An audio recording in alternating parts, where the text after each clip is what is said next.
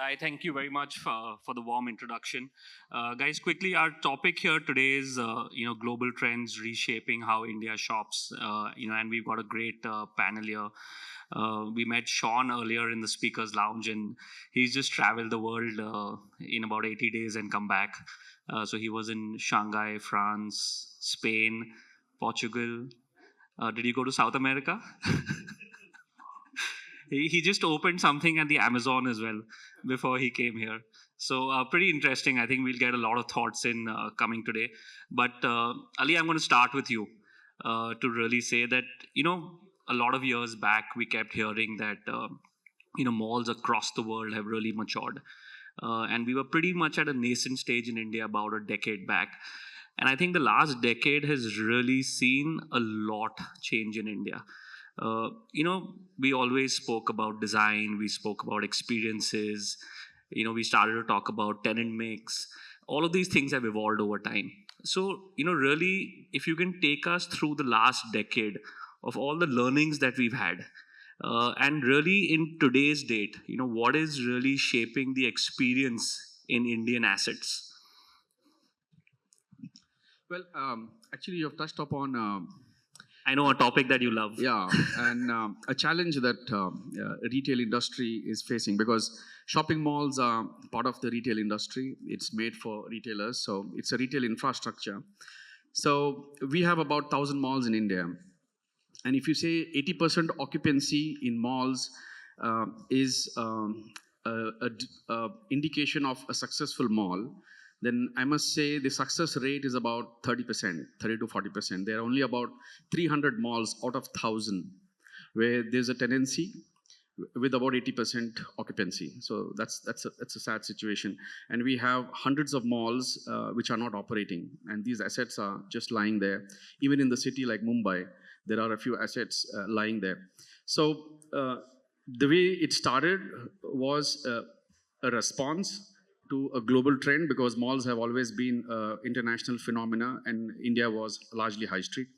So it started off with a response, responding to an opportunity which we started along with few others, and one of the first malls to open in India with a multiplex, department store, food court, not starter sold, was the Forum Mall in And Ali, I Portland. wanted to touch upon that because India was a high street market, became a very large strata sold market, and then we started talking about grade A assets. So if you can just take us through that curve as well while you're doing this. Yeah. So there was a requirement. So when I was leasing the first mall in 2002, uh, everything was there. What did we do different? I mean, stores were there, restaurants were there, cinema were there, but they were all in different parts of the city. We brought them together. So it was high time that somebody brought this infrastructure, speaking about convenience. So that's how it started, and it was very successful. And then a few hundred malls came in within a few years, but that's where we lost it because we went. When I say we, I'm talking about the larger community, the developer community, went into building malls without a thought process, without understanding retail and the designing. Most of the malls were designed in-house or designed by local architects. So that is the reason why these malls failed, because we rushed into it. We saw the opportunity. Everybody wanted to cash in. People wanted to sell, and people started investing. And there was this bloodbath in Red Ink, which just followed after that. Last 10 years have been very interesting. I can make this statement very confidently. As of today, in India, we are building malls on par in terms of quality and experience anywhere in the world. The best architects are in India. They all have set up offices. The global architect firms who are charging $1 million for a design are being hired by us and Prestige Group, and I know a few other friends of mine. So the thinking has changed, and we have those brands. So and the total investment that we are looking at today, 1,000 crores, 1,500 crores, 2,000 crores, people are committing to put up in building a mall. So this thought was not there before, where you really expand the thinking and bring in the elements and some trends, and then bringing in brands. So we have the best brands in the world taking place. We have 40, 50 restaurants happening inside one mall. So all that is changing now. So the thinking is changing, and now we are competing with the best that is there in the world. So this came in a little late in last 10 years, and the consumption is also matching up. But yeah, the start was not something that we would ideally hope. Yeah, but I would also suppose that that's probably everything starts off there and then kind of matures over time. But I think everything that you said is probably great for Niladri, Rajesh, and then Sean to hear. But Sean, I'll come to you next. You've traveled the world. You've taken the brand across the world.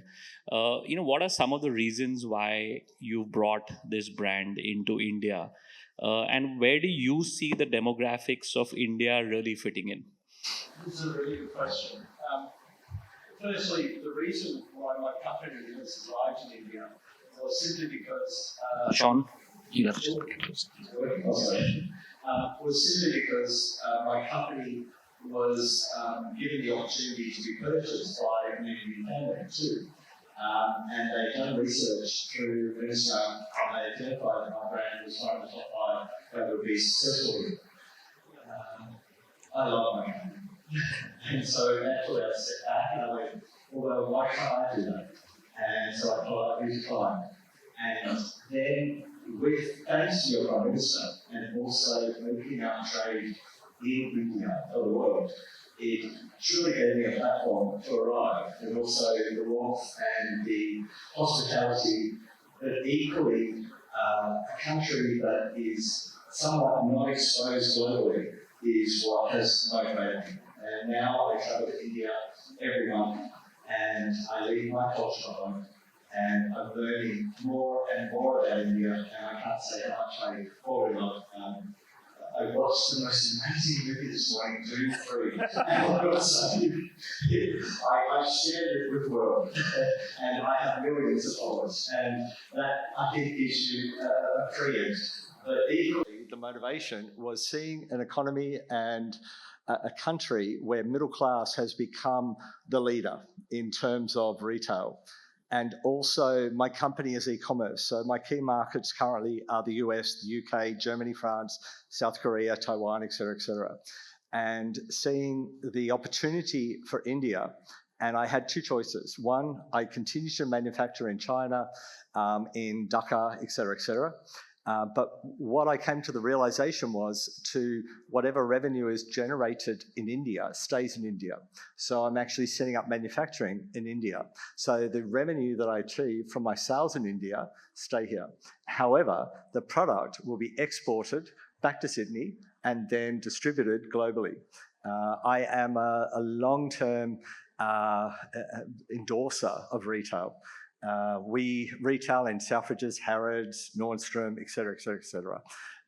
And having spent time in India and learning and understanding the culture of how people interact locally, it is through the shopping malls. It is where people connect. And that to me is quite inspiring. However, I equally know that you just can't rock up being a foreigner and go, oh, here's a brand, sell it. You have to earn the right. So for me, e-commerce is the first step, and that is selling within India, keeping revenue in India, and manufacturing in India. After that, I do see a kaleidoscope of opportunities in retail, because when I look at those brands that are trading in India and the money is leaving India, my morals and my values, same as environmental issues, it is not right. So I am hungry, and equally, Aussie Bum is one brand. I actually have 5 brands. The first one is Aussie Bum that we're launching in India, but it will be done progressively, not arrogantly, but more in line with Indian culture. I was in Miami 3 weeks ago, terrible, for Miami Fashion Week. And I was so proud that I flew in very specifically an Indian male model. And it was the first time an Indian had actually walked the catwalk in Miami. And people around me were saying, why are you doing that? Like, that's stupid. And I was like, I can't use the words I want to say, but it just floored me, is the fact that India is the second largest economy in the world, And Westerners have no idea what it is that India actually represents. And the fact that they questioned that I was using an Indian male model to showcase my product, and on my website, I now intentionally use Indian male models, only because I'm a disruptor, and the fact that India has been so undervalued for so long, and here I am, a neighbour, Australian, and yes, you beat me at cricket, 24 runs. I am not happy. But who won the World Cup? That's how I get through customs. When he says, "What are you here for?" "Well, we won your World Cup." But I think the most important part is that with retail, it is a transformation. And pre-COVID, retail, bricks and mortar was ahead of the curve. Post-COVID, e-commerce is ahead of the curve. But what you have happening right now, thanks to inflation, interest, and all of this money that poured into this sales channel, you now have bankruptcy, you now have liquidation, you now have disruption. And e-commerce needs to merge with retail. And that being that first we need to develop the marketplace within the shopping community in India. And once we prove our stripes, then we go to retail. And then we go, here are 2 million customers. And this is our database. Here's the heat map. Will you trade with me? And it's not old traditional trade. It will be digital monitor. It will be product that a customer can touch, feel, but then when they go to buy, they'll buy it digitally. The retailer, when you look at real estate value in terms of, I have 100 square metres and every single space needs to have a return, I believe that this is where the fusion will occur. So in the future, and you look at Selfridges in London, for example, when you go to Selfridges, you no longer have rack and rack and rack and rack of products. You now have a visual merchandising engagement where the customer can look, touch, feel, but of course they're going to buy it online. Who wants to carry a bag around all day?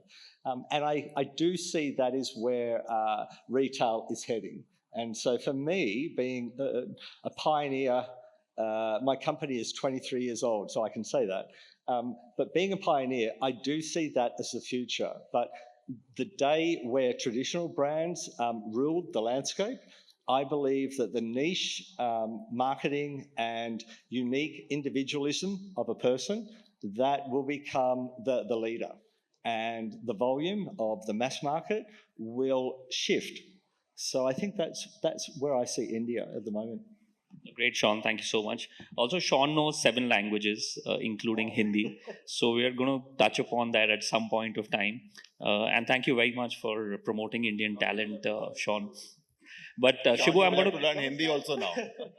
Shibu, I'm going to touch upon you, and I'm going to take one point from what Sean said and what Ali said. So there is e-commerce, and I'm just taking it slightly to omni-channel. Not discussing omni-channel, I think it's overdone. But really to promote omni-channel, what are the design changes that we've adopted over a period of time in our centers? That's one. Second is, we've seen the journey of high streets to strata to grade A. Now, to me, some part why strata came in was because there's lack of capital in India. I think that capital has now started to come. I know Lulu doesn't necessarily need that capital, but how much of that capital journey has changed Indian malls? And second is, how are we now creating omni-channel spaces within our centers where design is concerned? That's a really good question, actually. And I'm taking this to Shibu. I'm going to simplify it right down. So I'm very good friends with Paul Gould, who is head of Asia for Seiko, which is one of the largest logistics company in the world. They're based in America and they have franchises around the world. And I'm catching up with Paul in Hong Kong, and we, off the record, talk about the point you just raised. Here's the simplicity. His message, and I can show you, simply said, Sean, I've shut down omnichannel. It's over. And it is not the future. However, there are 2 very distinct, call it black and white. We have marketplaces, so Amazon, eBay, Flipkart, etc., etc., etc.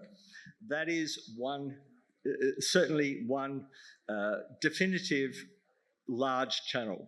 However, we all know that anyone that sells on those channels will eventually be replicated and sold at half the price that you're selling, and so it's a short-term benefit, but the long term is the bigger conglomerate. In part to the second question you raised, I do believe that people want to engage, whether it be through augmented reality, whether it be via AI, where you don't know if you're talking to the person you're actually talking to. But and a good example is when I arrive at a hotel in a country, the key factor that stays with me is not the hotel, it's not the beautiful decor, it's not the TV, not the bed, it's the person that you engage with. It's that first contact. And that's where I see the future of retail, is that the more that we can engage and create a harmony and showcase the brand and the DNA of that brand, that customer will come back repeatedly. In e-commerce, I have a very simple rule: 3 strikes, you're out. I will say yes to anything any customer tells my company 3 times. They can say no delivery, they can say bad quality, they can say, oh, I didn't get whatever. I don't care. 3 times. After 3 times, get out. Retail, I don't have the luxury of being able to personally recognise a person. And that's where AI bots and chat and everything else comes into play. So I do believe that the future of retail is about engagement and about being able to show the real world. And that, I feel, that's where customers are missing.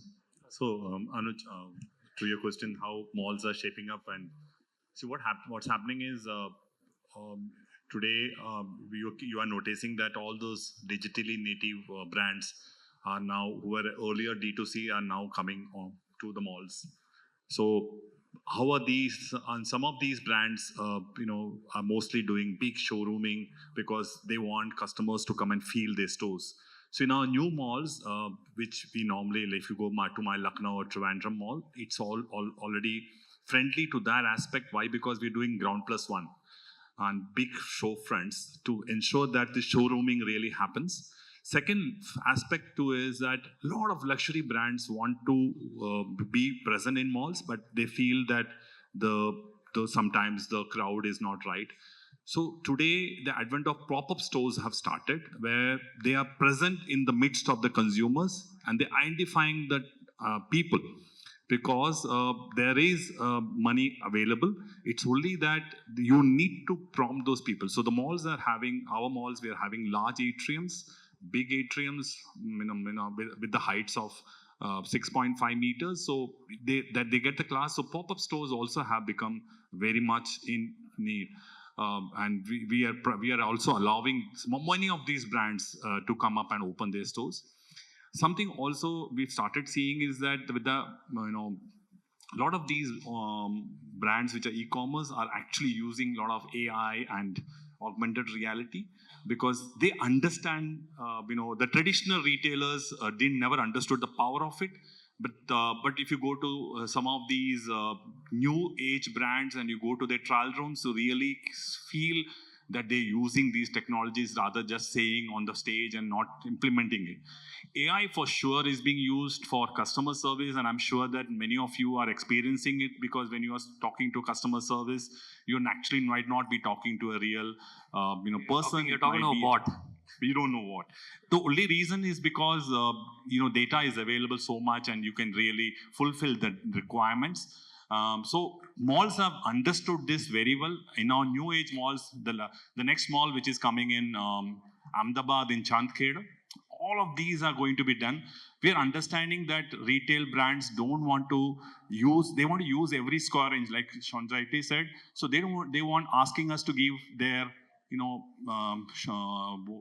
to store their merchandise goods. They're asking us a space separately, and we understood that need. So that also is being done.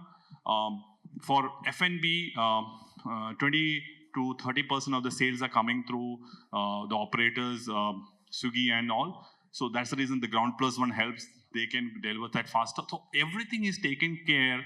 We are also now allowing retailers to have a space where they can where customers can pick up their products, order offline, come and pick it up. That's available. So we have been very open. We are allowing everything. We're discussing with brands before they come and what is their requirements, and then designing these new age malls. Coming back to the second question, where's the funds coming? Obviously, the funds are not coming from anywhere else. It's through debt. We are also poor people. All Yeah, we all know how poor you are. so all it's a bad notion that real estate developers are. We are also depending on thanks for the government policies. I don't know what the RBI just now said that banks are having more than 16% leverage on for real estate developers on the loans. But otherwise, it's become easy. It's helping us. Why? Because we are also a retailer in our shopping malls. The cash flows can be visible. And most of my malls today, I operate 7 shopping malls. Our occupancy is nothing less than 99%. So I have no problem with respect to the fact that I can, use every, promised whatever I promise to the banks, I deliver. And so that's the way we operate our new age malls, Anuj. 50% of those malls are occupied by own brands. Yeah, in the sense, these are brands which have been nurtured, so our hypermarket is there. We operate today 272 hypermarkets, and we've built that brand in the last 50 years. So obviously, you need to give us that credit. Quickly, Rajesh, let me move to you. And both of them touched upon AI and augmented reality. I also did see your store in Paris last week. A beautiful store. My point is that the experiences that we've seen in some of these brands overseas, the use of AI, augmented reality, the facades that we see across the world, and especially the one I saw for Lacoste. And I know some of those elements have come into India, but as much as Shibu and Ali will take steps forward to create the real estate, when are brands also going to step up to that piece to actually create those facades and those experiences for the Indian consumer? Good afternoon, friends. My name is Rajesh Jain. I work for a brand Lacoste. It's an international premium lifestyle brand. So before I answer your question, Anuj, I would like to thank Ali when he said that malls are for retailers. Honestly, Ali, that touched a chord. I do know because we are there in a couple of your malls, and the manner in which you interact with retailer, that shows what you're saying is actually true. And same is the case with Shibu also, although we are not currently in your malls and we are trying to get into your malls, maybe someday. We will get it done later in the day. Okay, so Anuj, before I answer your question, I would also like to tell you the way the customers are changing, their preferences are changing over the years, and I can say that the customers have been evolving for very long. However, in the last 1 decade or so, the pace of that evolution has really gone up significantly. And the reasons are, and I will touch upon that part also within this when I answer your question. The reasons of this evolution, I think, can be clearly seen the way the customers shop and the kind of merchandise they shop. So I will start with the kind of merchandise they shop is we can see the trend is changing in such a manner in the last few years that now there is a fusion, there is a convergence of 2 distinct categories which were earlier seen as separate categories. So for example, fashion and sportswear, they're merging, they're converging somewhere. The very fast rise of athleisure, the great success stories of Indo-Western fusion. Now, what is the reason behind all these things? I think there are 2 paramount reasons for this. One is the comfort. The customers want comfort. They want to look and feel good also. And the second is seamless or at least effortless transition from one occasion to other. To give you an example, let me start with my brand. I'm wearing a polo. If I wear it with a denim, it can be a very trendy looking kind of an attire. If I just wear a blazer over there, or maybe it goes well with the suit also, and it becomes a formal wear. Then if I wear it with, let's say, shorts and sneakers, it becomes a sporty attire. So it can transition effortlessly into different occasions. It gives multiple occasions for the customers to wear those. And that trend has been changing quite a lot, is what we have seen in the past at least 1 decade, and especially post-pandemic. The second part that customers are looking for, and where I answer your question also about the AI and the technology involved, customers are now looking for more convenience. They want to shop anywhere, anytime. Shopping is not a leisure activity anymore. You don't have to take out time to go and shop.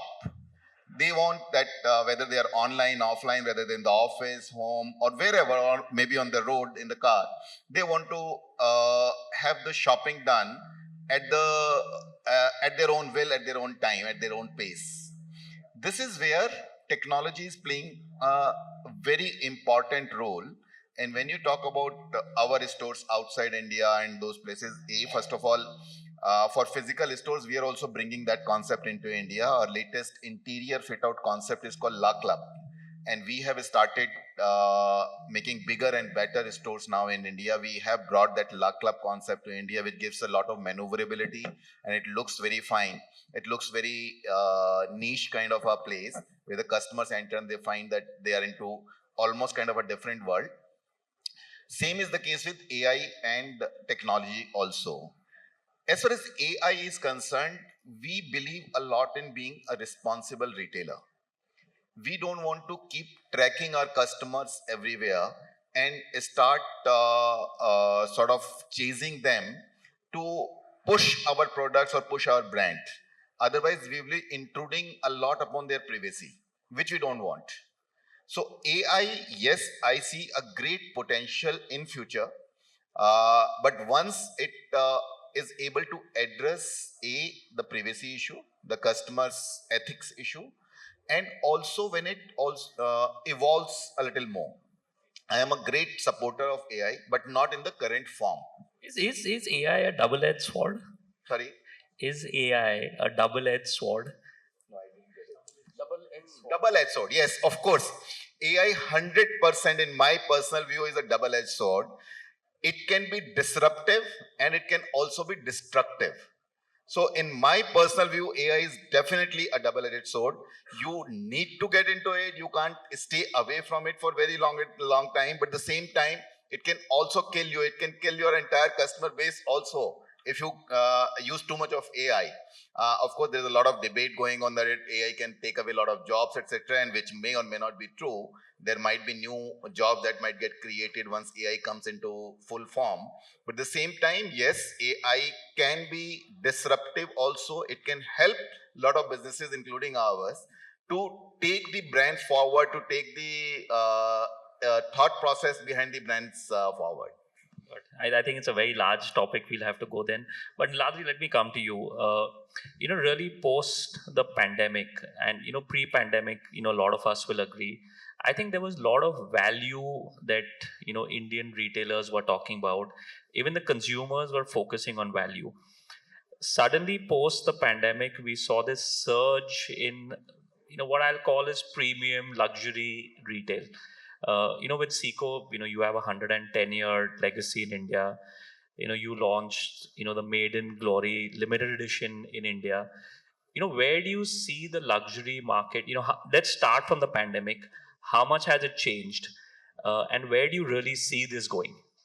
Okay, so just addressing the question of, I'll just go slightly before the pandemic, Sure. because if one doesn't understand the advent of luxury in India, one won't know the change after the pandemic.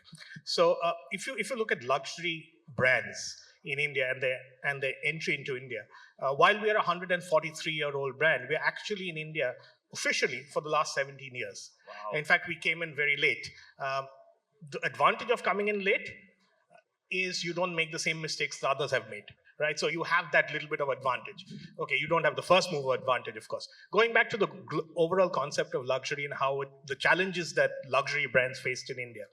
If you go through all the cities, whether it's Mumbai, Delhi, Bangalore, we don't have an Orchard Road, do we? We don't have a rodeo drive, but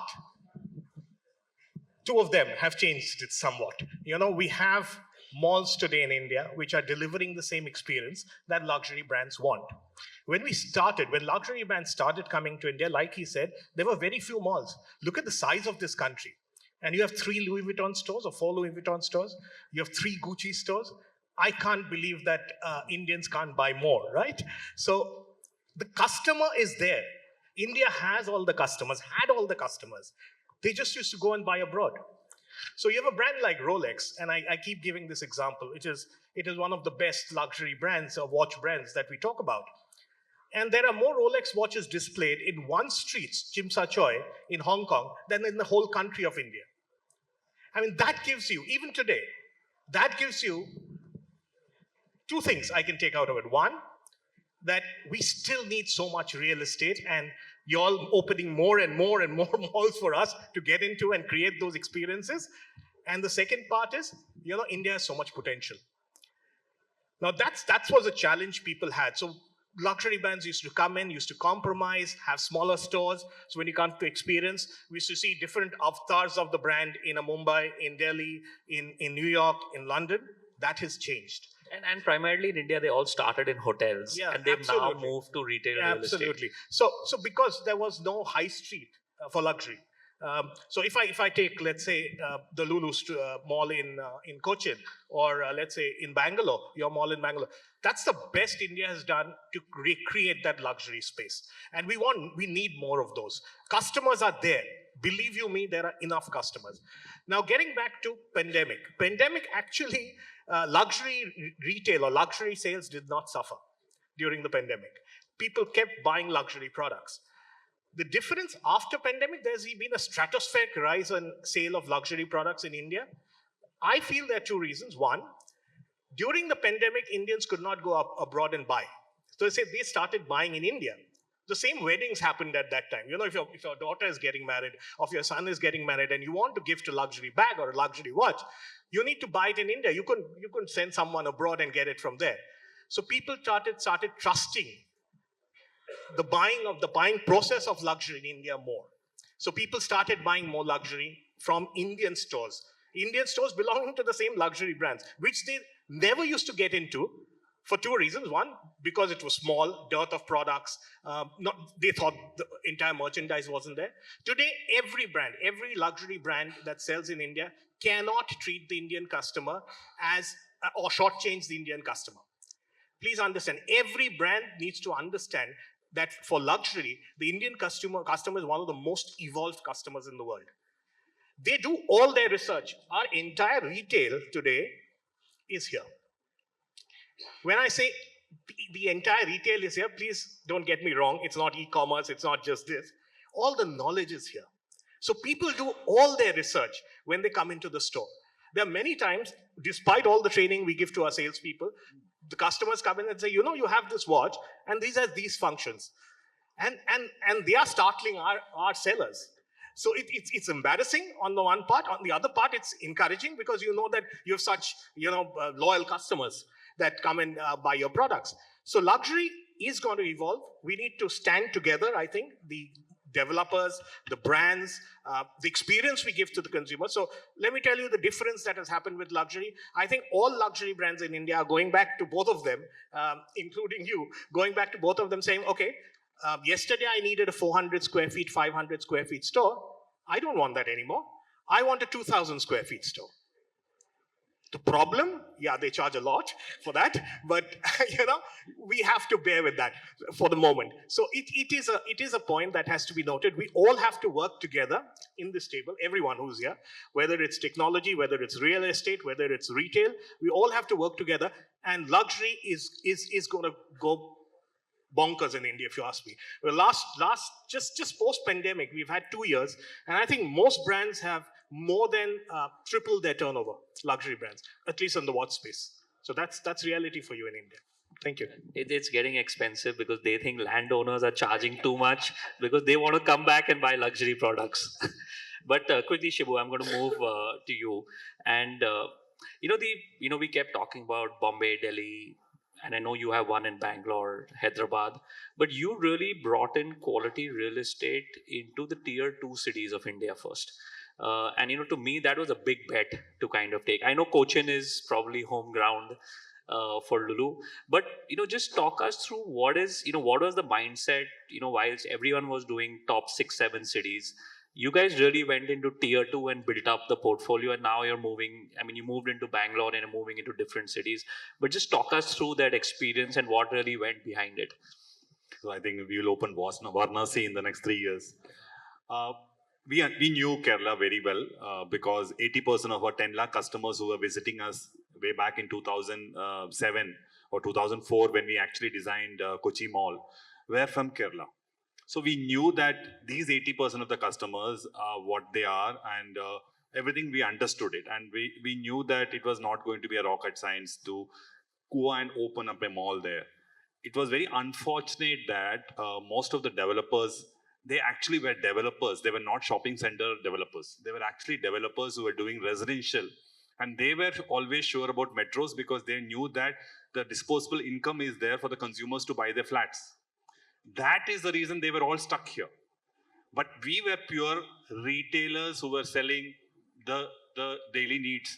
And we understood that these daily needs are requirements of everyone. And we understood the Kerala mindset that they wanted good stuff. And we clearly also understood that that when they like to shop in lakh square feet of big big supermarkets, because everything can be made available. We ourselves have 32 offices across the world, and we take pride to say that we are one of the largest trading companies in the world, because we can get you any stuff across the world in India. The only problem is that because of our trading practices, many are not allowed to. If you want to display all the best products in each category in the supermarkets, then you need a large supermarket, and that is the only thing we did. And if I have to get a 1 lakh square feet of supermarket in Kerala, then I have to have a large mall. It doesn't do justice. I not do it. So it was a very simple thing for us. Obviously, we did a lot of things right because we understood that large centers need large parking spaces. The ingress and egress needs to be correct. We have to work with the municipality to ensure that we don't create a problem later on. So we ensure that we understood that metro will be future. It's coming in. 33% of the consumers today are coming to our malls through metros. So we need to ensure that there's a station available within the mall. Everything was understood, then designed. So today, Lulu Mall Kochi still remains relevant, still remains one of the most sought after malls in the country. All these have to be done by every developer, but sometimes it is not possible because you have to burn a lot of money, and it is not easy. And obviously we keep hearing this, that it's very expensive for a retailer, but it's expensive because obviously we work really hard for it. So that's the reason. And when we did Lulu Kochi, we also understood that Kerala is a market where we should expand, because not many of the shopping centers were there. We understood now, after we opened Lucknow, we understand the whole market very well. Lucknow is one market. We were there because of our other business interest. We were there in UP for the last 40 years. So we knew the entire administration there. So opening a mall was not a problem there. Now Varanasi is understood because once you are there in UP, we can know that Kanpur, Varanasi, Allahabad, everything we can open. So that's our next market we're opening. Then NCR and Greater Noida is other markets we're opening, and slowly you will see us in Dwarka, you will see us in Gurugram, you will see us at least 10 of our hypermarkets will be opening up in the entire Delhi NCR region very soon. And post that, Ahmedabad and Surat will be. Ahmedabad is one market, will go everywhere. So I think it's going to be. Then Pune is one market we are very, very closely. Then after Pune is Mumbai. So I think for us, it's obviously trouble is that in India you don't get clean real estate very easily. So you can't just go and open everything unless our retail opens through our channel partners. Ali is giving us 10 of his shopping malls. So our retail is opening up in many malls, but large malls is something which we will have in many more tier 2 cities. Metros are already having the big guys, so we want to first open the other ones. We are very small people. No, but it was interesting. Everyone in India has taken the top-down approach.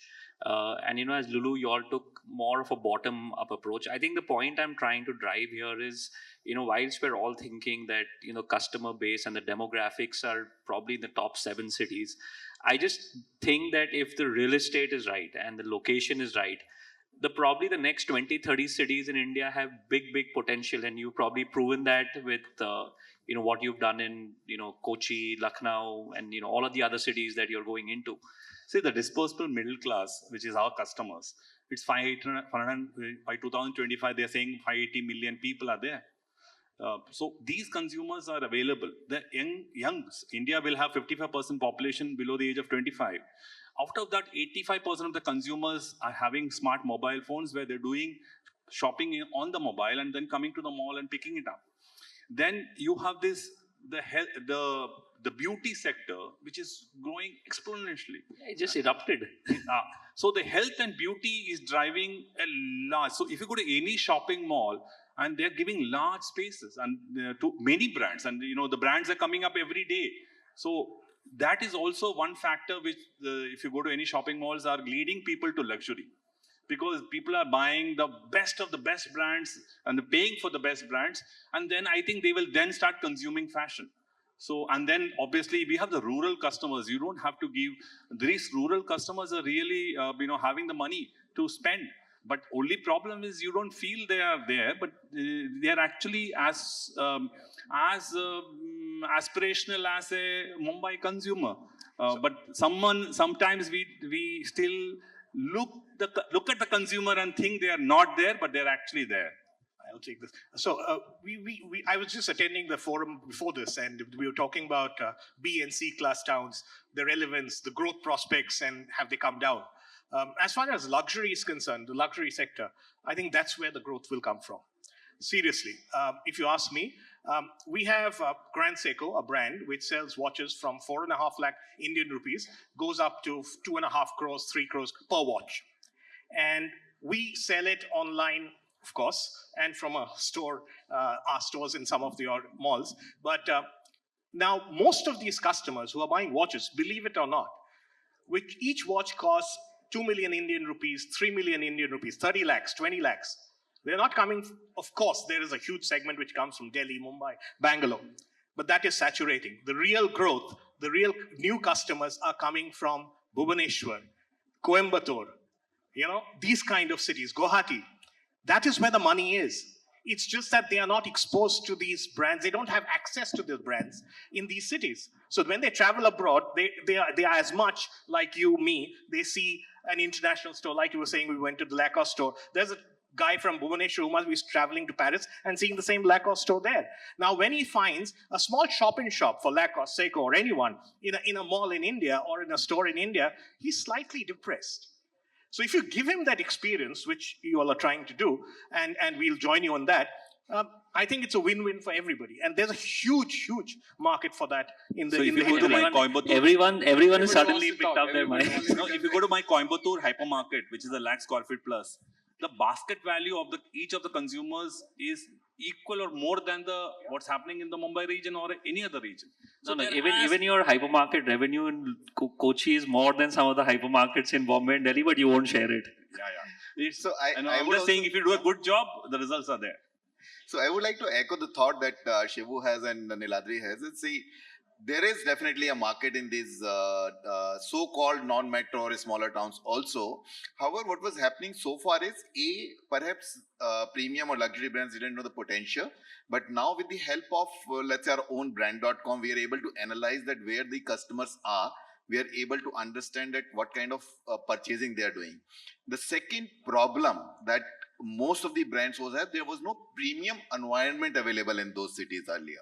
But now when Shibu and Ali and other developers are opening in those places, we are also very happy to go to those places. Recently, we opened with Ali in Kochi in his mall. We recently also opened in Dehradun, where earlier we would not have thought of going there. But now when we open and we find that there was no quality real estate for you to go to. No, so the real is in case of high street etc. There is a different issue. But in case of mall, you have a premium environment. People come there, they want to spend let's say 3 to 4 hours of a mini vacation where they have an air conditioned environment. They want to shop, they want to eat out, they want to have a complete experience. The kids zone also etc. is there, so that helps quite a lot for a premium brand or a luxury brand as well. Ali, my last question is to you, so you can address it at that point of time. And it's really my summary question, and it'll probably be at about 3,000 feet. We've heard across, luxury is really coming in. Tier 2 markets are now starting to kind of grow. The consumer base is large in India. There's AI, both of them have contrasting thoughts on how AI can be used. But, we've seen a big change in the last decade in how we build our real estate. We've seen a big change in the decade of how retailers are progressing and how the channels are changing. Just a very broad 3,000 feet thought on what is really going to happen over the next decade in India. What's the second and the third generation of real estate that is going to get built? That's you're going to be summarizing this for me. Yeah. So we've very interesting points that different perspectives. I'd like to add one element here. We discussed about technology, AI, so on, so forth, data. Let's talk about the human side of it. At the end and at the beginning of all this is the human the consumer. Beings. That is us. So convenience and experience, these are two different spectrums. And one end you have convenience, which is mobile, and the other end you have experience. Buying happens with convenience, so that's a mobile. It can't get more convenient than that. Shopping happens at the experience end. So at one, nothing is low and nothing is high. So one end is convenience, where buying happens. The other end is the experience, where shopping happens. So shopping is a process where somebody said it very well, and I remember that buying a luxury product is celebration of success. So we all, when we shop, it's a psychological process. So all senses get involved. That's why the stores, that's why the windows, the heights and the investments and the products and the displays. So they all trying to connect with something much deeper in all of us, which is what we are made of. And then we see that it's an opportunity to celebrate, so to come out and engage, and then give yourself this opportunity to use this product, whether it's a Rolex or anything, or buying a grocery, gourmet food, and so on and so forth. It's like you're willing to expect. So when people earn a lot of money, when an economy grows, people don't eat more, but they eat well, they eat good. So they don't, not necessarily like you can't eat 10 times a day, but you choose, the quality starts improving. So we are a country with the most populous country in the world, with the highest population in the world, fastest growing middle class in the world, and the youngest population in the world. So when you combine all this, the data is very clear that we are set to grow at an exponential rate. And then you can see that in several trends in stock prices and the businesses that are happening. The Louis Vuitton store that is there in our mall in UB City in Bangalore, the mall which we own and operate, does on par with anywhere else in the world in terms of sales. I mean, I can't disclose the numbers, but it's people will find it difficult to believe that they can do those kind of numbers. So millions and millions of dollars when you take into sales. So hence this is the rate at which it will grow, and the science is that we have to play with senses. That's where experience comes into play, where you design the mall to engage all 5 senses. So you online, the only problem is you can use only one sense, which is eye. That also not 100%. But offline, in our malls, all 5 senses are engaged. You need your fingers to take out your wallet. Yeah, also.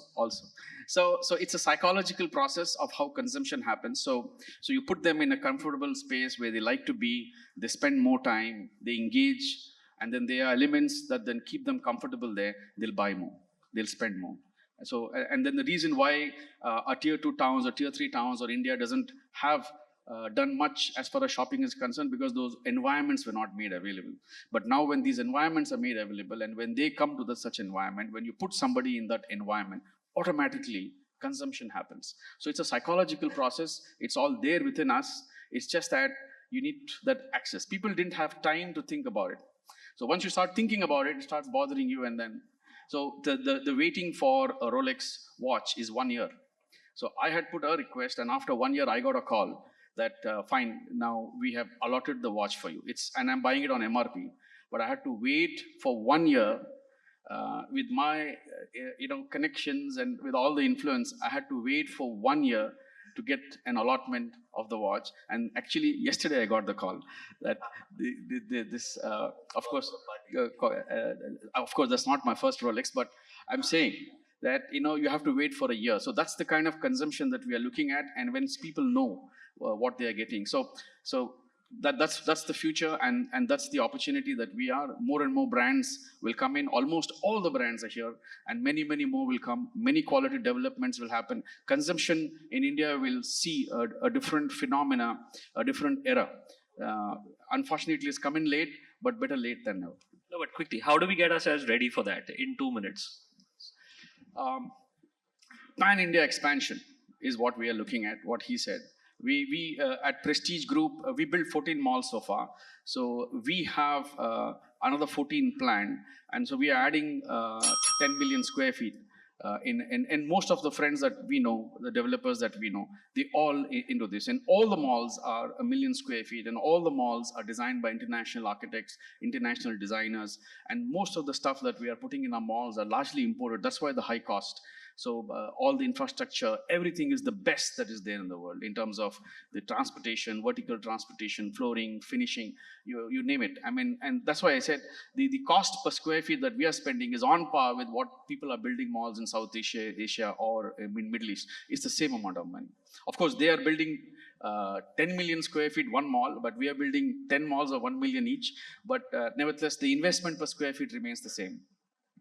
So from the brand's perspective, moving forward, I think what you'll see in the luxury space or the affordable luxury space, and that's a very relative term, luxury and affordable luxury. As India grows, that more and more, luxury will become affordable luxury, and real luxury will go up and up and up. So the future for all these brands are basically creating their own stores, exactly going by what you say, to give the consumer the right experience.